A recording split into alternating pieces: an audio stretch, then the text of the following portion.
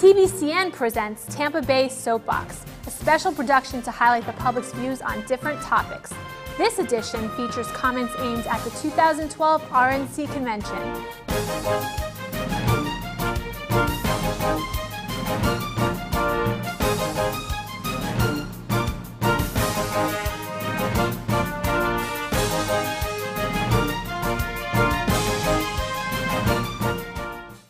Welcome, I'm Ben Eason. I'm the board president of Speak Up Tampa Bay.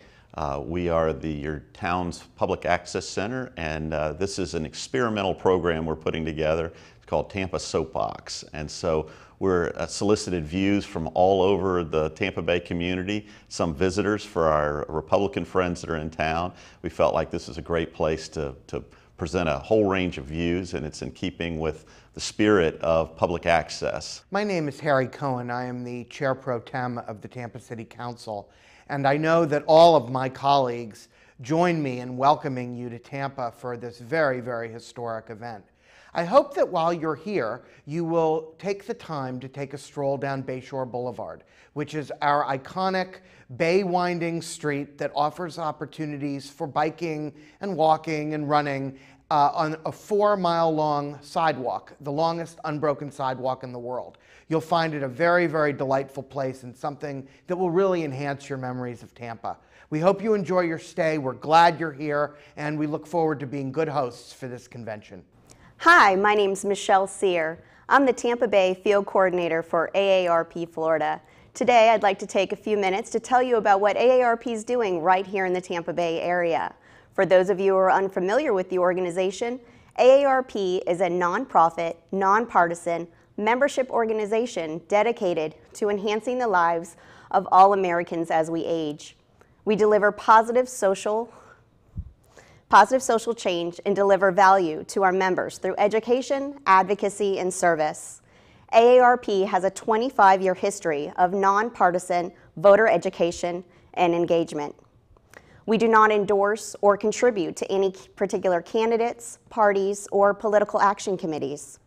Our sole focus is to inform voters on candidates' positions on issues most important to older Americans, so they can choose the candidate that best represents their individual views and personal values.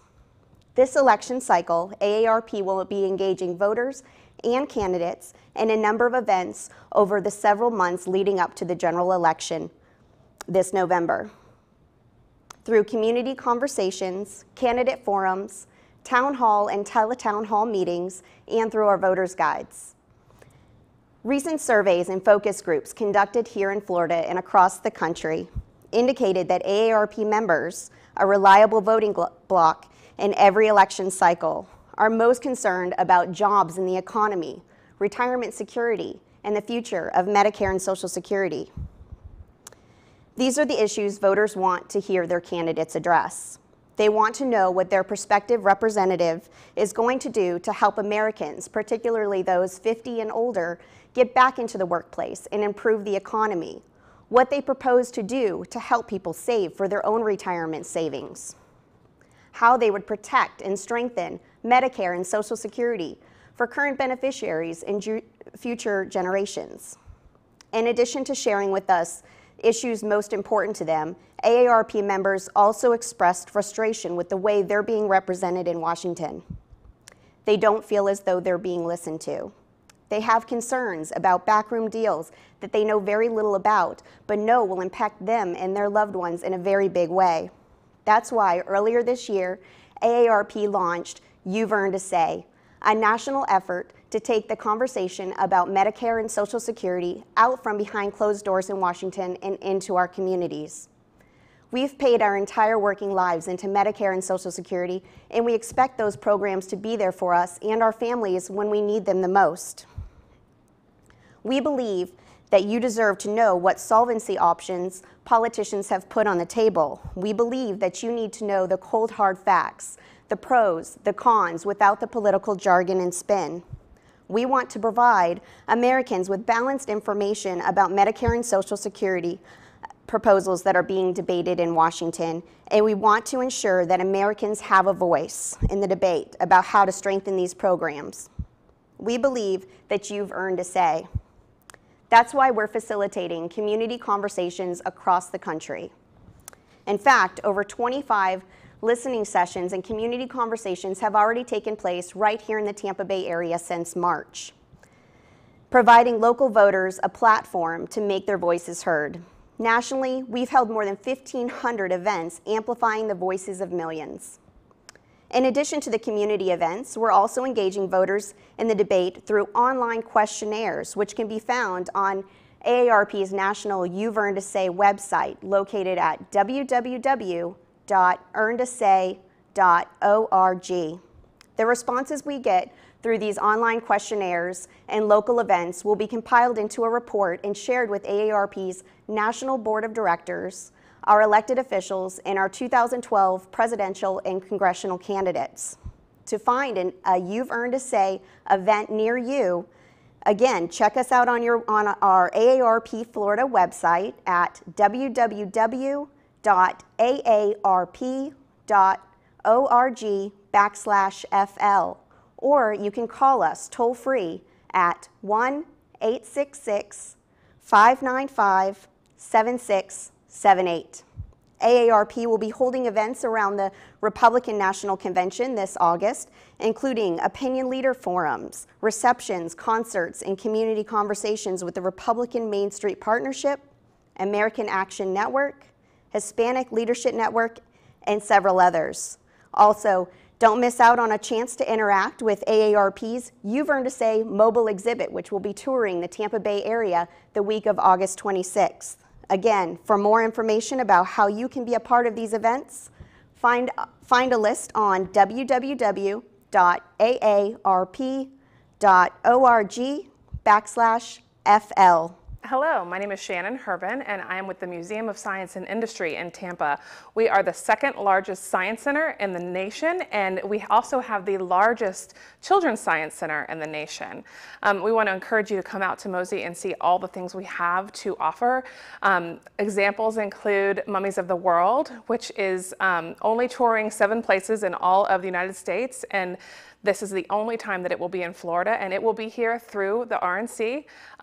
It is a collection of over 140 mummies and artifacts from all over the world, and it's a spectacular sight to see. You don't want to miss it if you have the chance to come see it. We also just opened our new zip line, and we have had our ropes course open for about a year, and it's kind of a thrilling adventure that you definitely should try if you have time. The ropes course has 35 different obstacles to overcome, and then you also can do the zip line, which travels 350 feet across our Kids in Charge building, and then 350 feet back, and you are as high as 65 feet in the air at any moment. So it's quite a thrill and an adventure, and we hope you come out. We also have Kids in Charge, which is our children's science center, and it is filled with exciting and fun things for children ages 2 to 12. So if you are looking for something to do with the family, we recommend you come out and just play. It's a lot of fun. We also have our Disasterville, which will take you through various and sundry catastrophic events that happen through weather. It occurs with tornadoes, hurricanes, floods, fires. You can experience what a real hurricane with 75-mile-per-hour winds would feel like. You can go into a bunker and see a tornado pass you by and feel the vibrations and what it would feel like if you were in a bunker when a tornado was going over you. We also have a room where you can experience an earthquake, which is approximately a Category 6 earthquake. So it's a very hands-on interactive museum for everyone, and it's for ages 1 to 100. We recommend you come out and enjoy the Museum of Science and Industry and just have a blast. Tampa Bay Soapbox. Hello, my name is Lieutenant Colonel Kathy Champion. I'm a wounded veteran of the current conflicts in Iraq and Afghanistan. Angel, my sidekick here, and I have started with a foundation called TAMCO Foundation, Embracing Florida's Wounded Heroes. With this foundation, we work on providing emergency care to wounded heroes in the state of Florida. We also help with family unity. When a wounded soldier is injured, we try to bring them to wherever that soldier is being treated, whether it be any VA hospital or public hospital in the area. Another opportunity that we provide is career development. We seek out in their local communities an opportunity for other community members to come forward and help them with finding a job, getting a resume, and getting themselves out there and back into the community. Angel and I are also looking at opening a hotel through the TAMCO Foundation, Embracing Florida's Wounded Heroes, in the Tampa Bay area. This hotel will provide all wounded soldiers an opportunity to come and spend time in the healing process. If they're receiving treatment at Bay Pines Medical Center or Haley Medical Center, then their families will be allowed to stay there for free to assist them in the healing process. I myself went through the same issues when I wanted to bring my family to the area and to help me through my healing process. As we know that all the healing process going for all wounded heroes could last from anywhere from 3 to 7 years for them to get back into the society that they once remembered.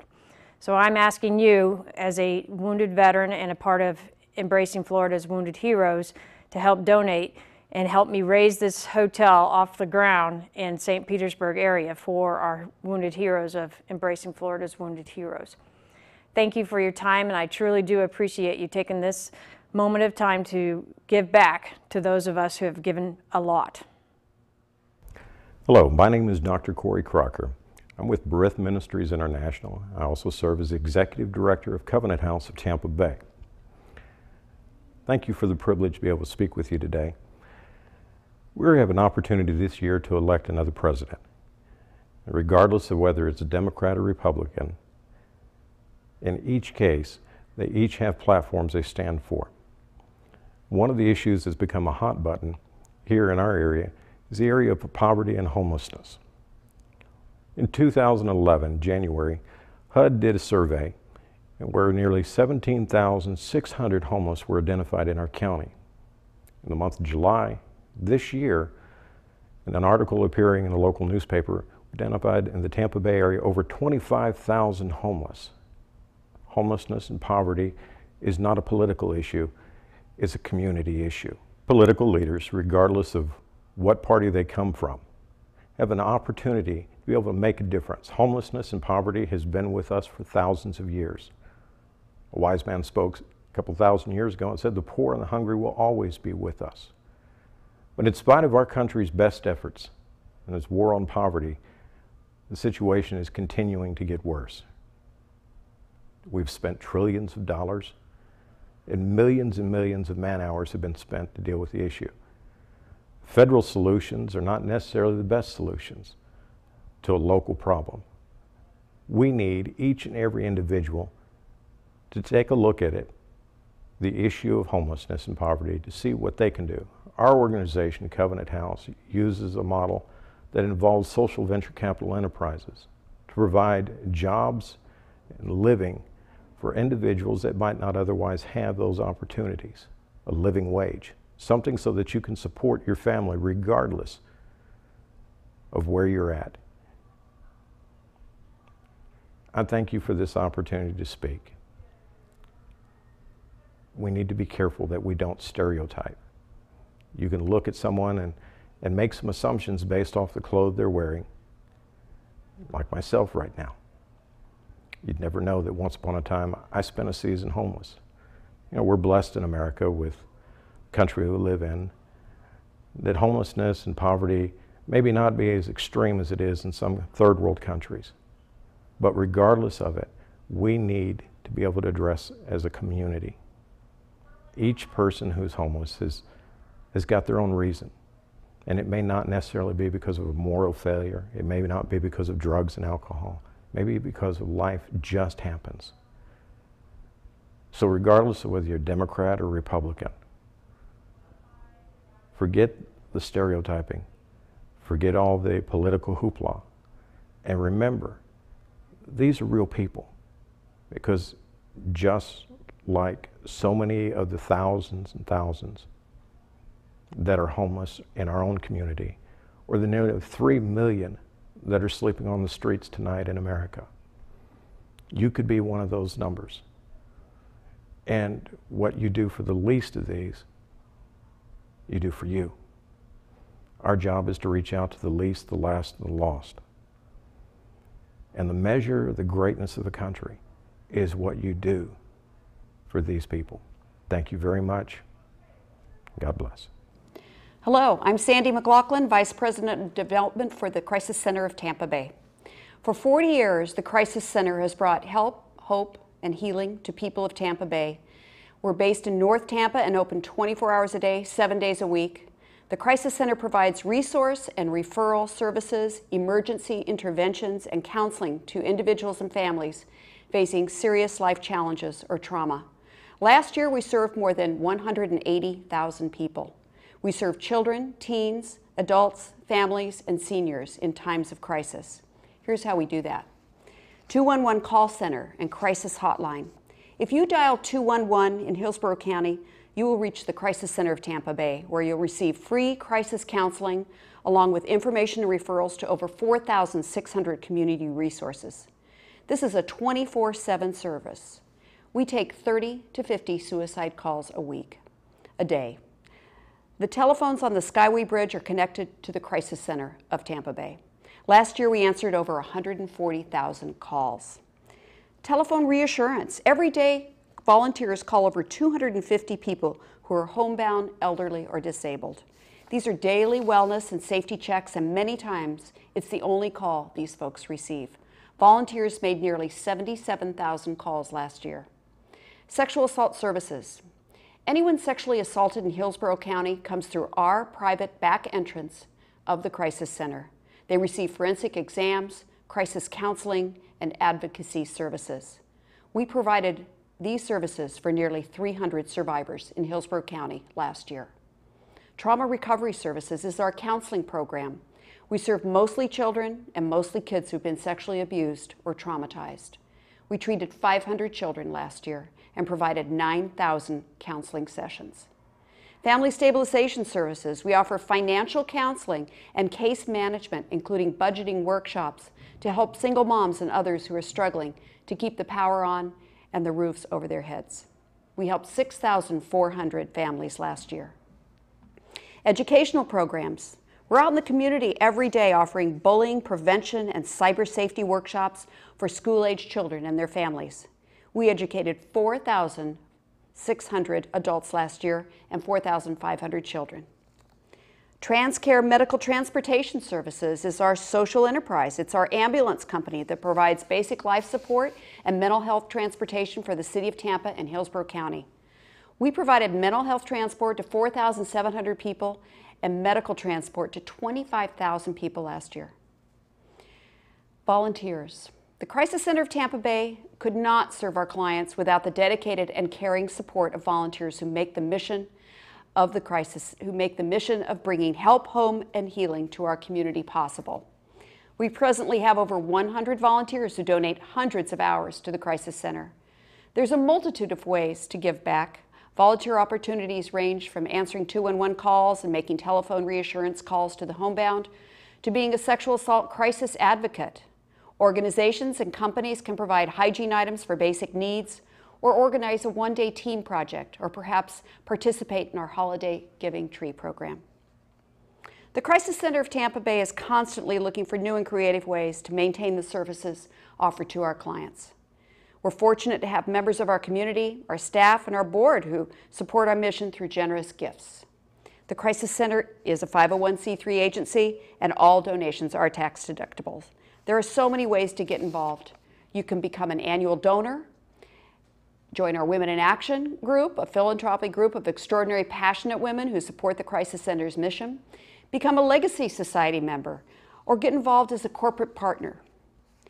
The Crisis Center culture is built around a passion for the Crisis Center mission and a commitment to teamwork and excellence where we focus on results. If you'd like to learn more and get involved, please join us for a one-hour tour. We offer the tours twice a month. Please go to our website, crisiscenter.com, or sign up for a tour and to learn more about the Crisis Center of Tampa Bay. Thank you. Hi, my name is Sonia Jordan, and I'm the Operations Manager for Miracles Outreach Community Development Center here in Tampa. Just want to spend a moment to talk to you about some of the things that are going on in our community. Miracle Outreach provides services for families in need by providing family support, educational services, job skill services, and even residential foster care for those in need. We have been in the Tampa Bay area for over 12 years and have provided services to over 300 children and families. When we receive a family into our care, we try to make sure that they have everything possible to help them succeed. We try to bridge the gap between the community resources and try to bring it to those families. During the course of our services to these children, there's problems and things that I've noticed that we definitely need to address. We try to help our children with educational services. Education is very key, not only to the families as a whole, but to the children as well. We try to make sure there's a continuation of education when these children are being moved from place to place. Many times that involves going to the school board, different meetings, to try to ensure that the children are in school as much as possible. Sometimes they're pulled out of school for court appearances, doctor's appointments, and various things. So it's our job to make sure that they keep receiving their education.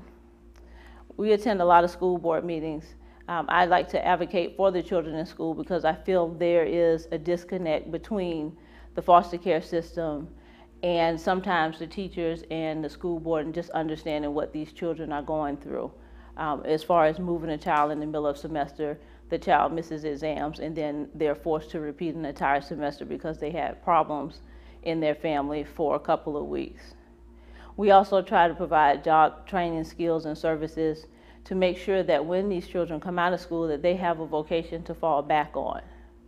I think there needs to be more legislation to ensure that children are kept in their schools or they don't lose grades when they have to move due to circumstances that are beyond their control. In dealing with these children, we also know that many times the family support is not there. We can do a great deal for a child, but unfortunately when they reach the age of 18, they're left to fend for themselves and they must leave the system. That brings into a problem of transitional housing. We need more legislation, more help to help these youth transition from childhood to adulthood. Transitional housing is needed, programs and services are needed in that area. We need to have the funding come down from the legislation to be able to allow community organizations to come together to help provide housing for those children that are in need.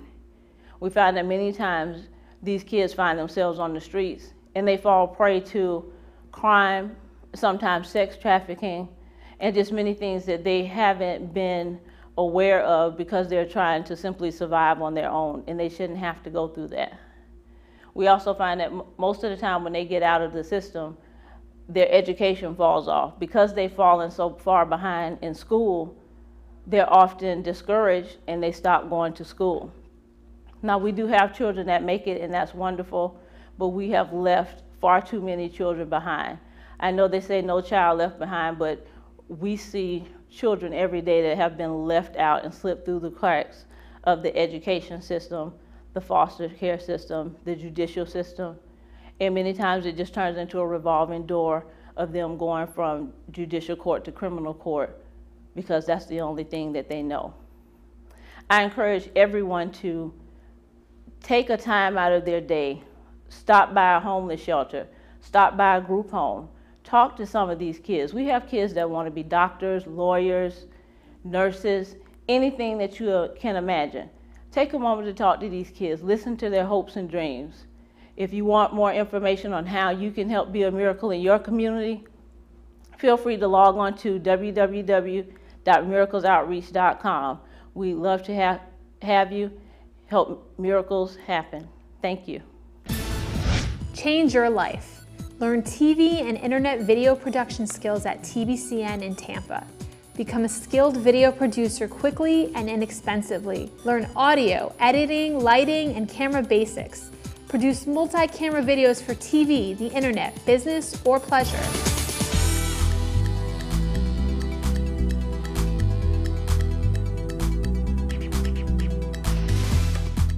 Welcome to my live call-in show on Tampa Bay Community Network.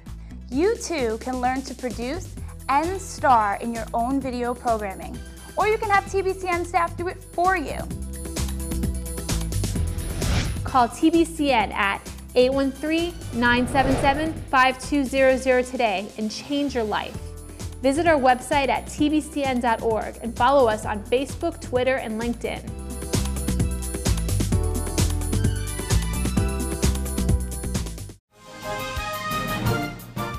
You're watching Tampa Bay Soapbox. Hi, my name's Deborah Baker. I'd like to thank Tampa Bay Community Network so much for this opportunity. I've been trying for years to get my story out and have been thwarted at every turn. I've tried TV stations, newspapers, magazines, radio stations, even a YouTube video I tried to post wouldn't upload. It's been nearly impossible for me to get on call-in talk shows on WMNF, the community radio station in Tampa. I've been a volunteer at the station and they've been a great benefit to the community, but I find the News and Public Affairs Department does not always follow the station's mission statement, which is to make diverse views of the community heard, especially those that are not heard in the mainstream media. First, let me introduce myself. I have 2 degrees in politics from New York University, but other than canvassing for passage of the Equal Rights Amendment and other progressive causes, I didn't get involved in politics until after 9/11. I was particularly incensed after viewing the video Truth and Lies of 9/11 by Mike Rupert. I experienced a few strange problems then, such as being given a shot at a neighborhood health clinic where someone suggested I go, which made me so dizzy I couldn't even sit up in bed the next morning for half an hour or so, and when I did it was with great effort and pain.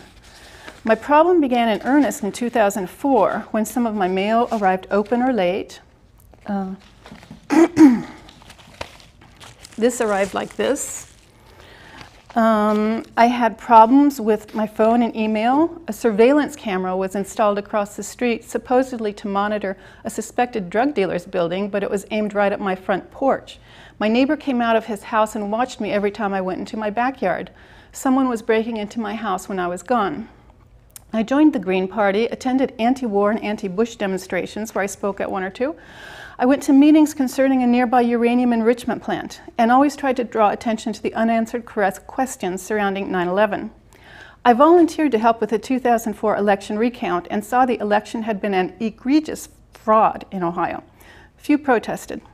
Then in November 2005, food in my refrigerator was poisoned. Poison control said they couldn't help me at all since I didn't know what kind of poison I ate.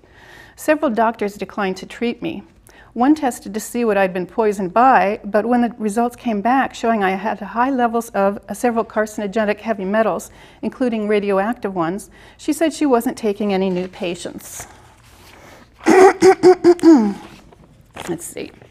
This is 95% cadmium, uranium, strontium.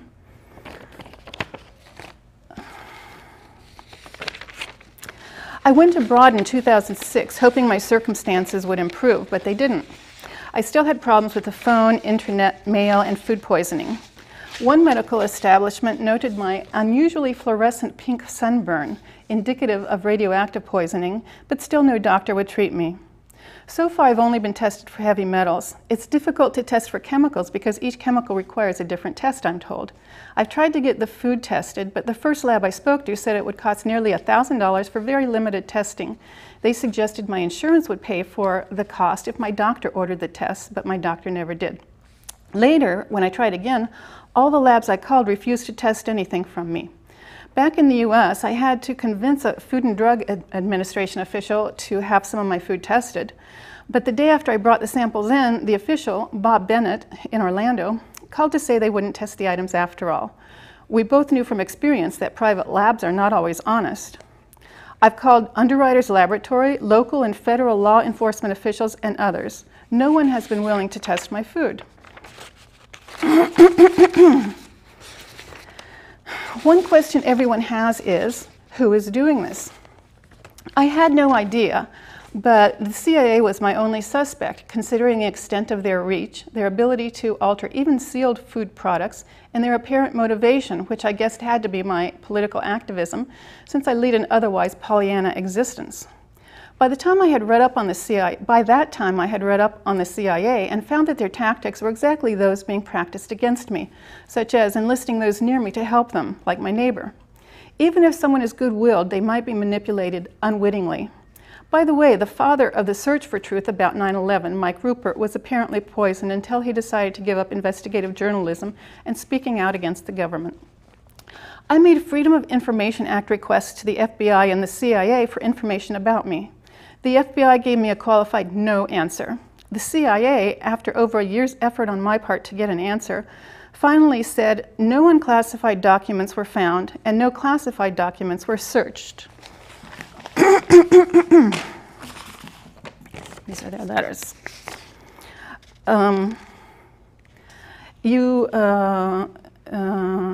This should not be taken as an indication that records do or do not exist with respect to my request.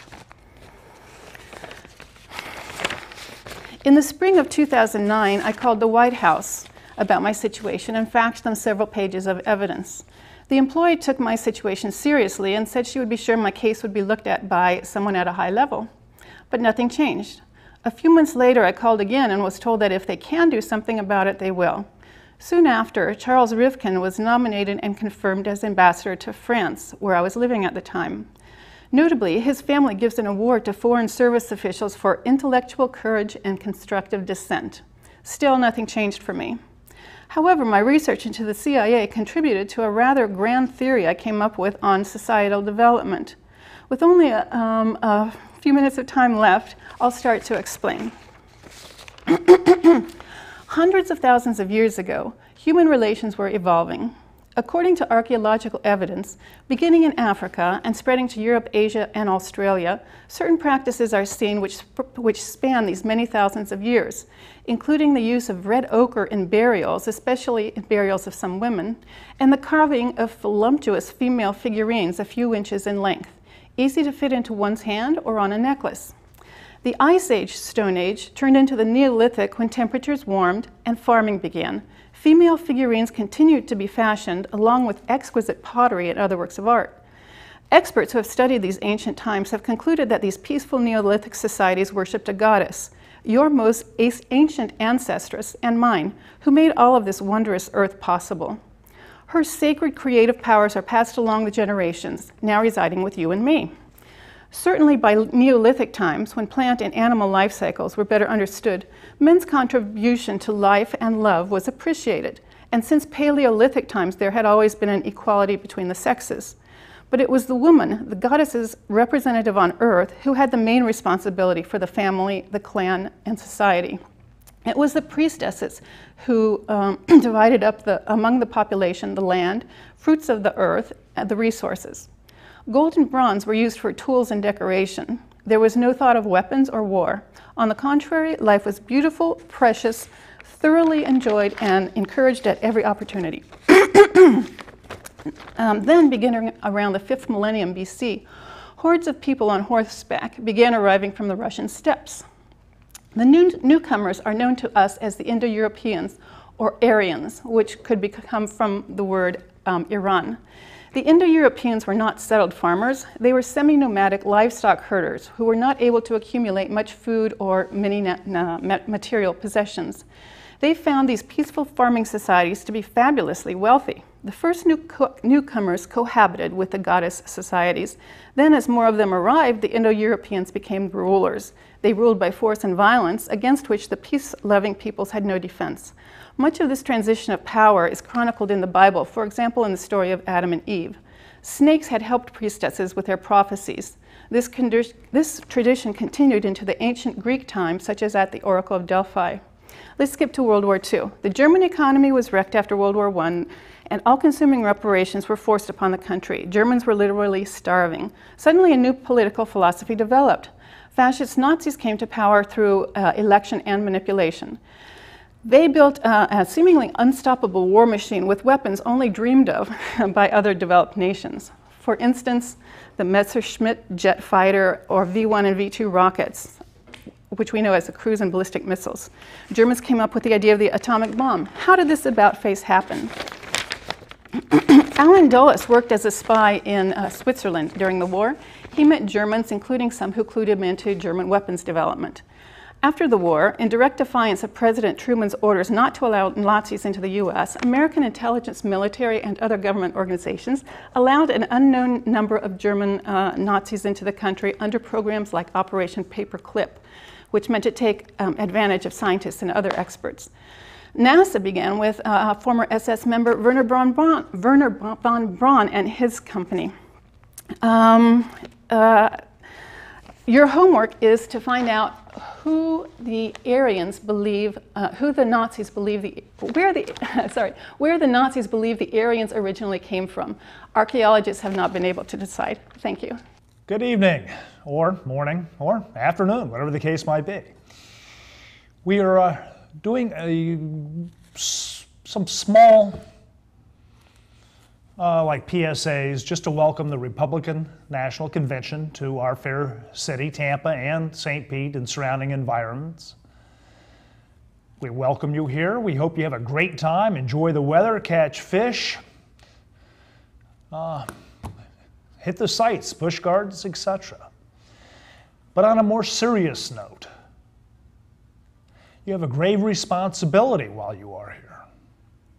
You are going to select the Republican presidential nominee and his running mate.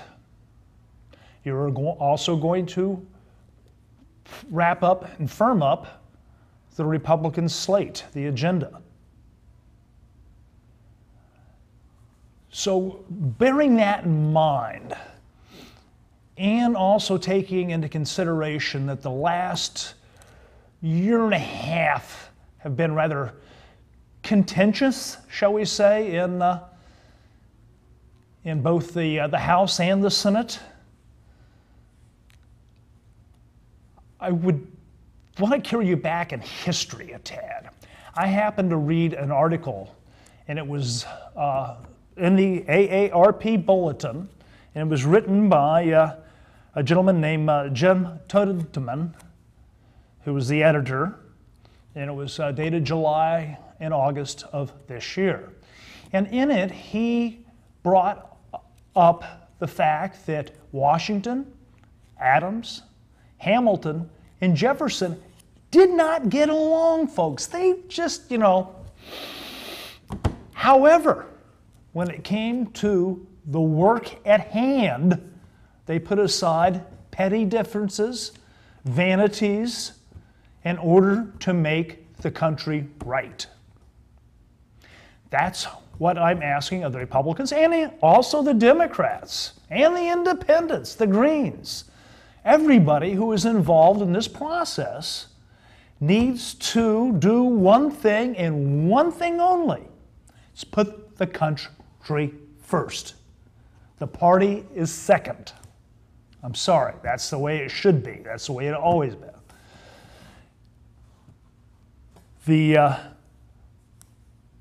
The other things along those same lines is there are some people who are asking for allegiance over and above the constituents that these particular representatives stand for. And I have a really hard time with that because I think that you should represent the people who elected you. And I think you understand, if you're Republicans, you know what I'm talking about on this one. You have got to represent your people. And with that being said, there are times when you kind of have to bite the bullet and put away, again, I'm asking you to put away those, well, I'm a Republican or I'm a Democrat and we only do this. Go for what helps the people, your constituents, the country. When you pledge allegiance to the flag, please pledge allegiance to the flag, not to some super PAC. Somebody who's got $1 gazillion and is funding all your stuff. Please keep it to the country. We're getting ready to wind up here on this little announcement. I think I've done pretty well trying to fill in 5 minutes. I just ask you to bear an open mind. The thing about it is, like I said, is the fact that the country comes first. And I ask this both, like I said at the onset, of Republicans, Democrats, Green, Independents, you know, put the country first. Thank you. And I'm going to quote one of my favorite people, good night and good luck. Can you please introduce yourself? Yes, my name is Madeline Griffin. I'm 22 years old and I just graduated from the University of South Florida. I'm here today to talk to you about FAR, Florida Alimony Reform. And what is that?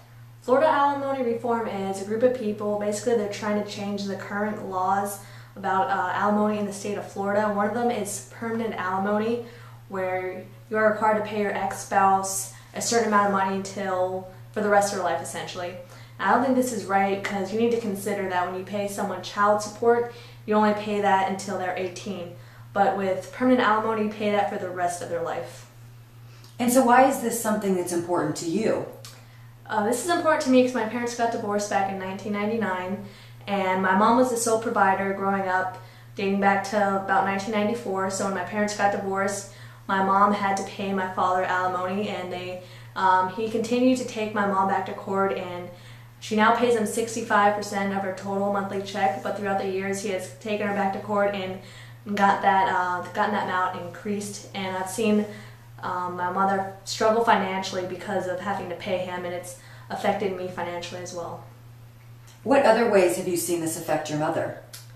I've seen it affect her, mentally, just being worn down from lack of sleep because she's constantly working, and physically. About a year ago, she had a stroke, which was, that can be related to stress. And I think that she had the stroke because of the stress. She's constantly stressed because she's constantly working, trying to make ends meet. She has to pay 65% of her monthly income to my father, and then she has to pay her mortgage, her medical bills for the stroke, her, every other bill that you have, phone, food, water, electric, you name it, she has to pay it. Has this affected your relationship with your father? It has. About 4.5 years ago, I sat down with him and I talked to him about why I didn't think this was right. He was receiving this income when he's doing nothing to earn it, and he was taking no measures to find another job on his own. I explained to him how it was affecting me financially and just affecting me, affecting my brother as well. And he chose that the money was more important to him. He'd rather have that money than that relationship with me. So I haven't talked to him in about 4.5 years. Do you have anything else to add? I do. Florida alimony reform is very important to me. I think something needs to be done because I don't think it's right. Please visit FloridaAlimonyReform.com today. It's, there's no obligation. It's completely free to learn more, so you can do your part and something can be done. Thank you. Tampa Bay Soapbox. Hi, my name is Diane Blyler. I'm a board member of Brookwood, Florida. And that is the reason I'm here today, because they address a concern that I think is very important. It's the concern of young adults that are growing up that are not prepared for success. And the reason that they often come from that is the fact that they're from an abusive background. The abuse could be from the family, either by not nurturing or literally physical or emotional abuse. And how is that important? It means that the young adults cannot successfully enter our real world. They cannot be a success without the skills and without the confidence that they really need in order to become successful. And the reason it's so important is because it really affects our community.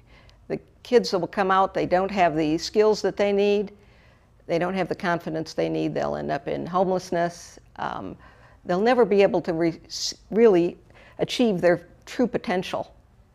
And this often comes through in relationships, especially with young girls. And they may end up pregnant, and again, totally without the means to be self-sufficient. And how do you address this? One of the ways is really to build up their self-esteem at first. This happens not when you're in your 20s. This is something that needs to be done a lot earlier, and it's usually in, if we can do it, in the early teens. Build up their self-esteem. Give them the sort of feeling that we all take for granted. We've all grown up in good homes with good role models, and oftentimes these kids, these girls, don't have a role model that they can pattern themselves after. They don't have the confidence because they haven't had the nurturing and the love. So this is what is a real problem for the community. If we can have the girls feeling loved again, you can then go on to help with the skills that they need to become self-sufficient, the financial skills, the budgeting, the main thing is the relationships, so that you do not keep recycling this and you break the cycle of abuse, and how they deal with their families and their significant others. It's something that will make a whole difference in the whole community. Hello, and welcome to the Tampa Bay area, everyone. My name is Lana Beck, and I'm Director of Communications with Drug Free America Foundation, a national and international drug policy and prevention organization based in St. Petersburg. At Drug Free America, we are dedicated to reducing illegal drug use, the misuse of legal drugs, drug addiction, and drug-related death. We accomplish our goal by communicating a drug-free message and encouraging healthy lifestyles. In 2012, our educational efforts will concentrate on raising awareness in these key areas: increased use of marijuana by youth and its correlation to the push for the legalization of marijuana throughout the U.S., prescription drug abuse, which has been officially labeled by the Center of Disease Control as a national epidemic, whereas drug overdoses have risen 5-fold over the last decade, and overdoses from prescription drugs now exceed those from heroin and cocaine combined. In the emerging trend of synthetic drugs, although Congress has banned certain chemicals known as synthetic cannabinoids and stimulants, the challenge is curbing the circulation of new, similar synthetic drugs. These drugs affect the central nervous system, causing severe, potentially life-threatening hallucinations, and in some cases, death. Drug Free America Foundation advocates for research-driven policy and prevention. We are able to accomplish this through our national awareness campaigns, our National Drug-Free Workplace Program, our International Journal of Global Drug Policy and Practice, and our student-led division, STAND, or Students Taking Action, Not Drugs. Each of these dynamic divisions is accessible through the Drug Free America Foundation website at www.dfaf.org, where you can learn more about the issue of substance abuse. Drug and alcohol abuse affects all of us. It is on our highways, in our schools, in our workplace, and in many of our homes. Prevention is key. And with limited resources, it is becoming more and more difficult to create public awareness about the dangers of drug abuse. You can help further prevention efforts by asking your public officials to ensure that there is appropriate funding for not only substance abuse treatment and research, but specifically for prevention. And most importantly, by talking about the problem and potential solutions with your family and friends. Thank you very much for your time and support. Time after time, I've been puzzled to see the results of national political polls. On various issues, I saw the majority opinion ignored by the government, and then I saw the minority opinion being implemented by that government.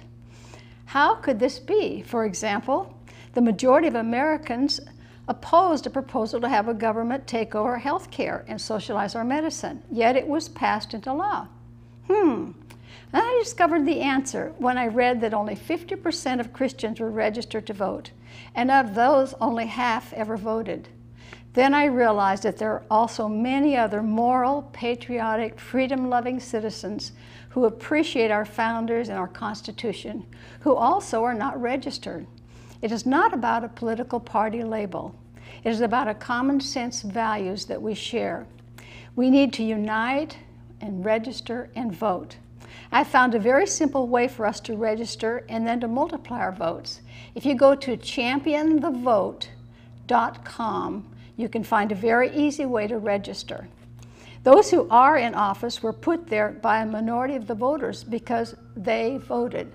Those in power have come to believe that we, the vast majority of citizens who disagree with them, will not resist them and what they're doing to America. If we, the silent majority, voted, we could restore common sense to American government. I would define the majority as those who understand that America is an exceptional country.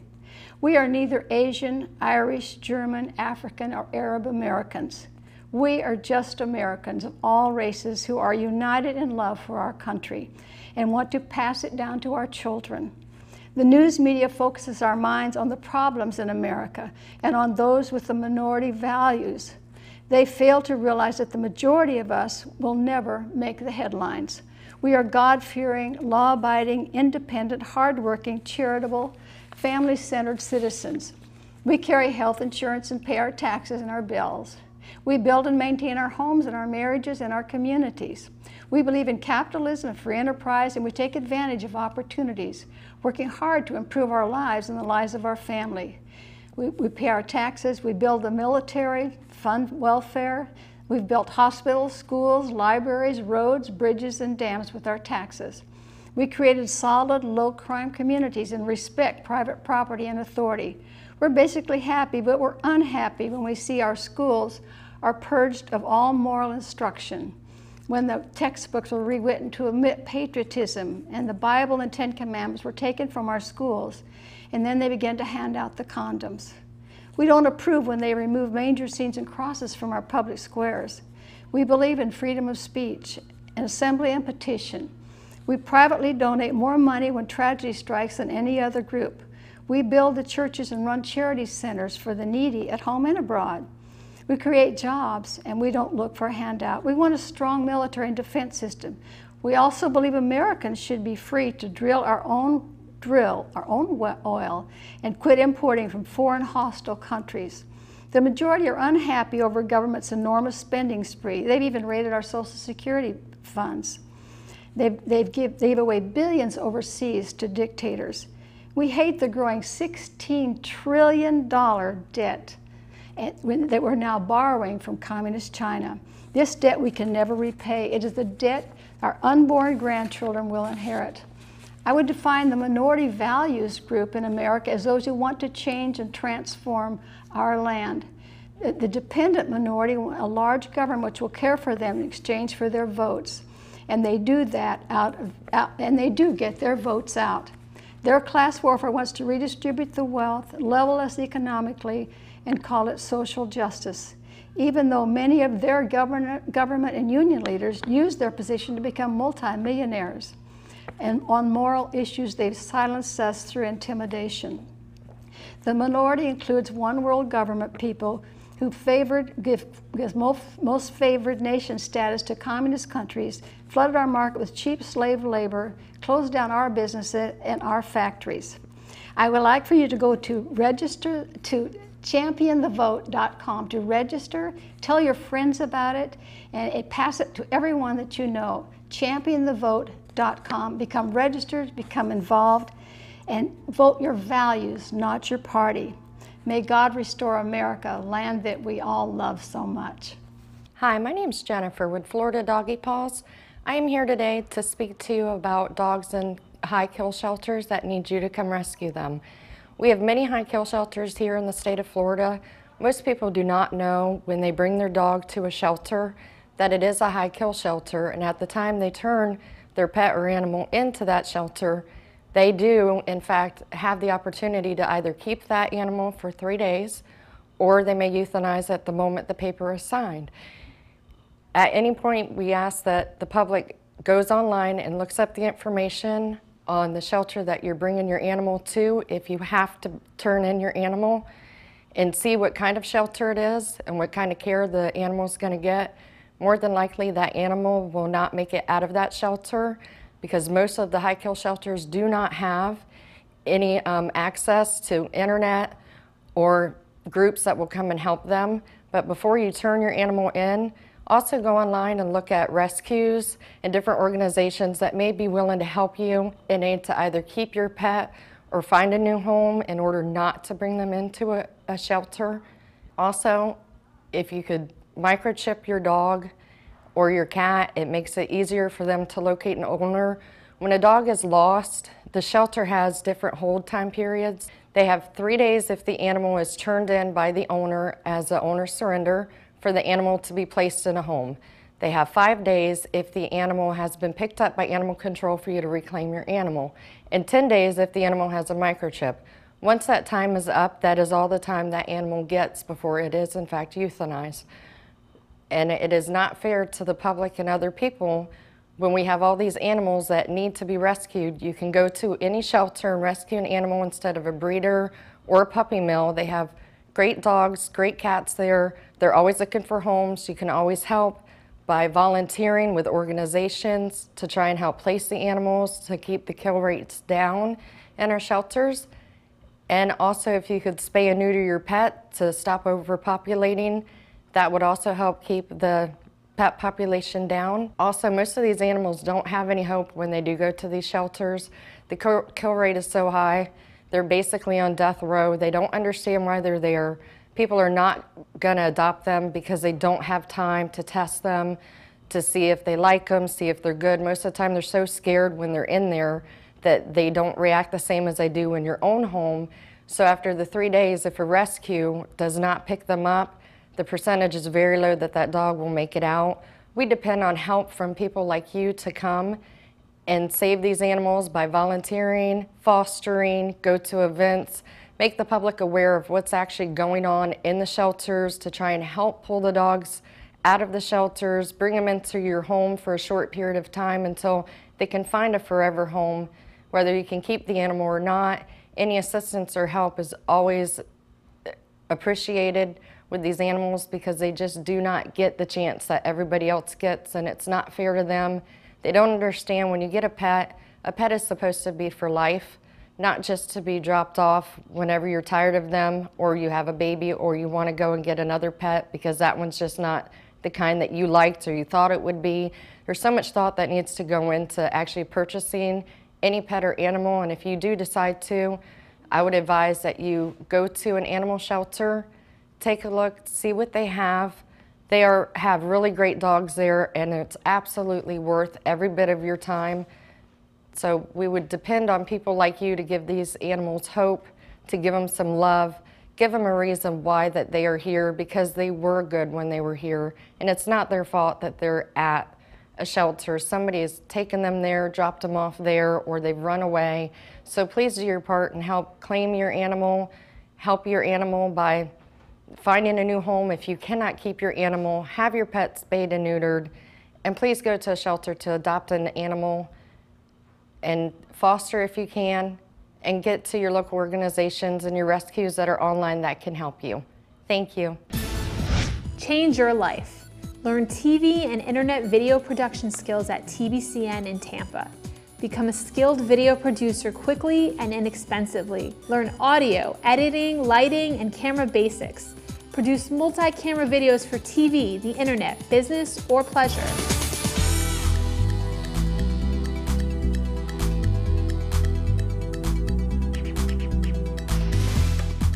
Welcome to my live call-in show on Tampa Bay Community Network. You too can learn to produce and star in your own video programming, or you can have TBCN staff do it for you. Call TBCN at 813-977-5200 today and change your life. Visit our website at tbcn.org and follow us on Facebook, Twitter, and LinkedIn.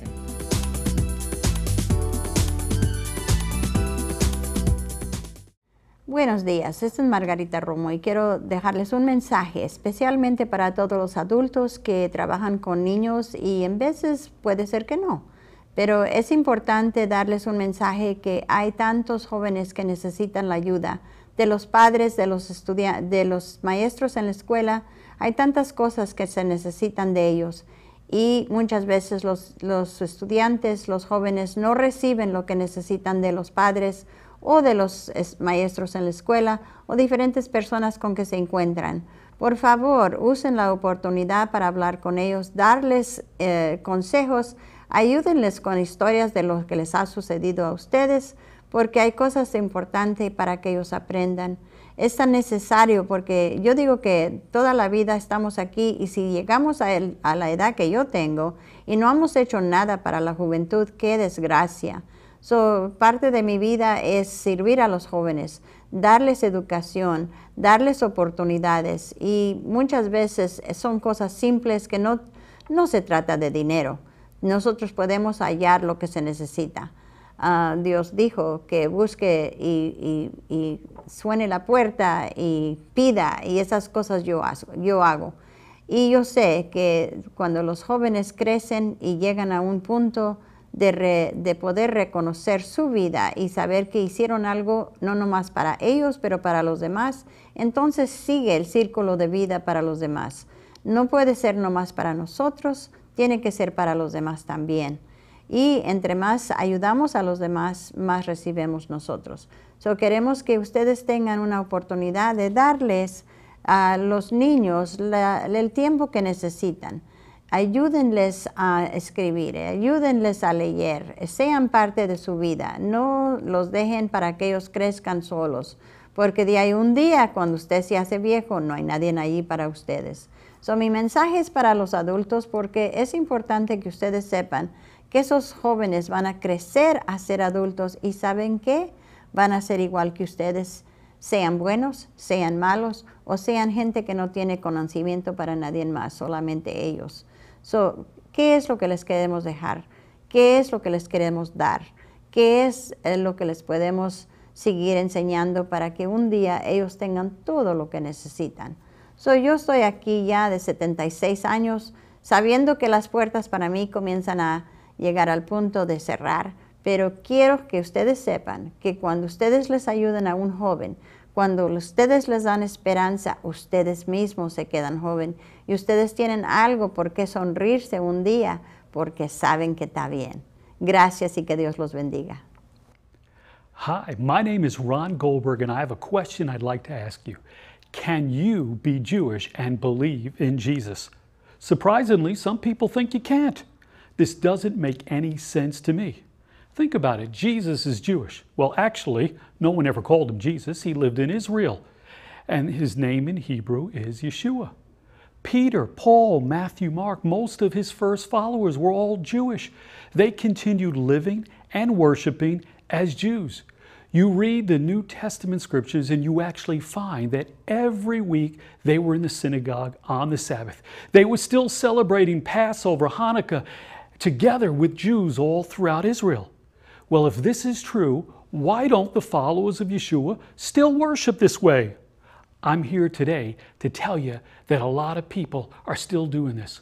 All over the world, including Israel, and right here in Tampa Bay, there are Jews and Gentiles worshiping God just like they did. I worship like this, and I want to invite you to join us. You may be Jewish like me and are drawn to Yeshua. You may not be Jewish, but you're interested in the Jewish roots of faith in Messiah. If this is you, you are welcome to come and join us. Every weekend we have worship services on the Sabbath. Throughout Tampa Bay, we have 4 congregations in South Tampa, Lakeland, Wesley Chapel, and in Brandon. If you go to our website, www.soreshdavid.org, that's SHORESH David, DAVID.org, you can find out the locations of our services, what time they begin, and all else that we offer. Beside that, if you're a college student, we have something special for you. A few years ago, I got invited to work together with some students and help them start a Messianic Jewish group at USF in Tampa. The name of the group is Ner Tamid. That's a Hebrew phrase which means eternal light. We invite you, if you're a student, to come and be part of that group. Just recently, I was invited to come and meet some people at the University of Tampa. They would like me to begin some Messianic Jewish activities on campus there and introduce students to Messianic Judaism. If you'd like to find out more about groups on campus, go and contact me at www.facebook.com/nertamid. That is NERTAMID. On our Facebook page, you can find out more about Ner Tamid, and you can contact me. We also have some teaching on local radio stations. Rabbi Steve, our senior rabbi, has a weekly show on WTBN radio. My friend Sam and I, we have a weekly show on Radio Renovacion, and real soon, WTBN Radio is beginning a sister Spanish station called Radio Luz, and will also be broadcast on there. If you want to find out more about our radio shows, go to our website, www.shareshdavid.org. That's SHORESHDAVID.org, and you can find out about our show. Real soon, my friend Elisa and I will be getting a TV show right here. It's going to be called What's the Spiel? Every week we'll be here on TV. I'll be introducing some friends, especially those that are Messianic Jewish musicians and Israeli dancers. I'll be sharing a teaching on Messianic Judaism. Elisa will be gathering some kids together, and she'll be teaching Hebrew to the children. But listen, I think adults are going to really enjoy this too. If you want to find out more about the TV show that we'll have here, go to one of those two sites, www.shareshdavid.org. That's SHORESHDAVID.org, or go to www.facebook.com/nertamid, NERTAMID. Last, if you love Yeshua or Jesus, the Jewish Messiah, you want to learn more about him or worship God with other Messianic Jews and Gentiles, you need to meet us. Messianic Judaism, experience it for yourself. Wandering is an issue that is affecting everyone during this time. It has grown immensely over the past few years because, aside from Alzheimer's, which has a tremendous wandering problem, in fact, about 70% of those persons having Alzheimer's will wander at one time or another. We have been joined, along with that, with the autism population. With the explosion of the autism population, from 1 in 110 to now 1 in 88 children born, and to be even more explicit, 1 in every 54 boys that are born have autism. Elopement, running, wandering, whatever you want to call it, is also symptomatic of autism.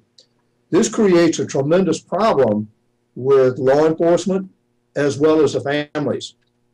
When someone takes off like that and becomes lost, disoriented, cannot get home, then law enforcement has to mobilize and go out and look for them. Unfortunately, this takes a lot of time and manpower, as well as the anxiety on the families, and often doesn't end as well as we would like for them to. To that end, back in 1999, I created a program called Project Lifesaver. I was a police officer in Chesapeake, Virginia, and had a lot of experience with searches for Alzheimer's patients. Unfortunately, many of those did not end well. Having that in mind, I continued to look for some vehicle or program or device that might help us do the job a little bit better. I came upon radio tracking technology, which was being used quite a bit with wildlife.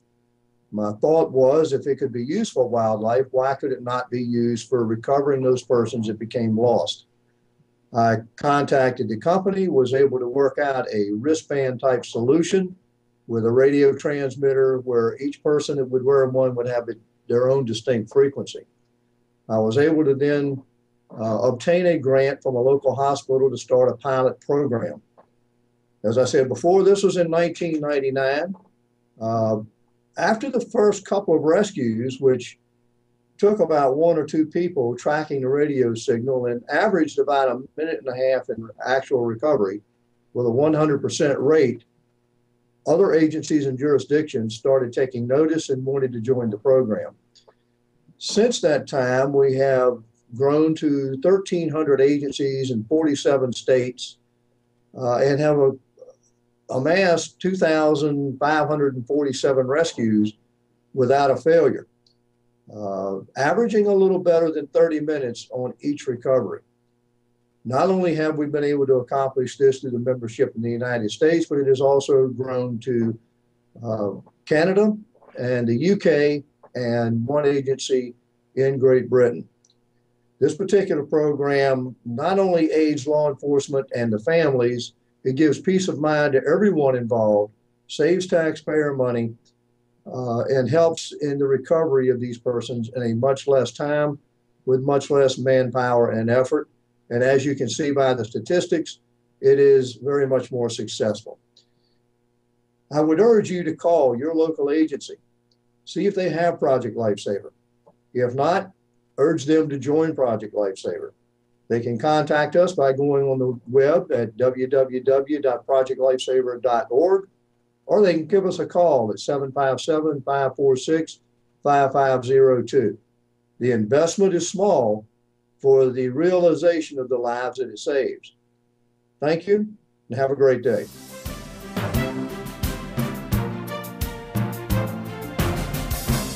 For a copy of this program, or to record a different message for family or friends, please call 813-977-5200. Credit cards welcome. Tampa Bay Community Network is a service of Speak Up Tampa Bay, a 501c3 nonprofit. We rely on contributions from the community to provide this great free speech venue. Please consider donating through our website at www.tbcn.org or send contributions to TBCN, P.O. Box 4177, Tampa 33677.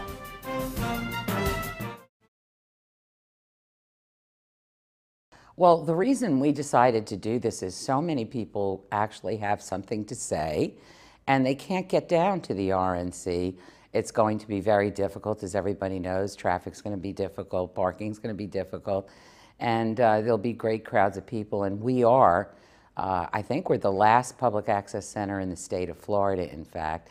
And so it's, our goal has always been to put people's diverse voices on and what they're concerned with. And I think whether it was the RNC or the DNC, they need to hear what ordinary people have to say. What's so important is for the people who are running our country, and I know that we will have here in Tampa, not only are we going to have statewide representation and national representation, but a lot of local politicians will be here, and so they can hear what's really on people's mind. There's a lot of rhetoric that goes around in campaigns.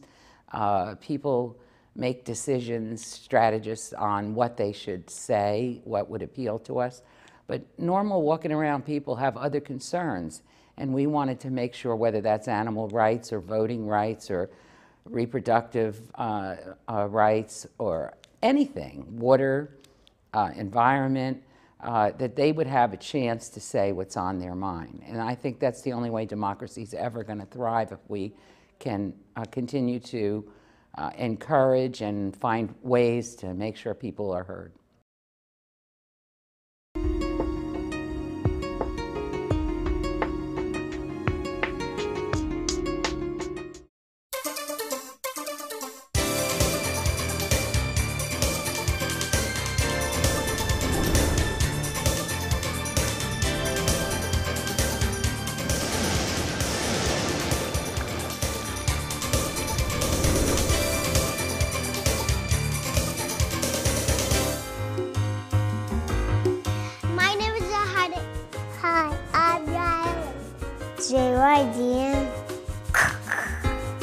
Hi, my name is Nina. Hi, my name is Katie. Hi, my name is Jaylene.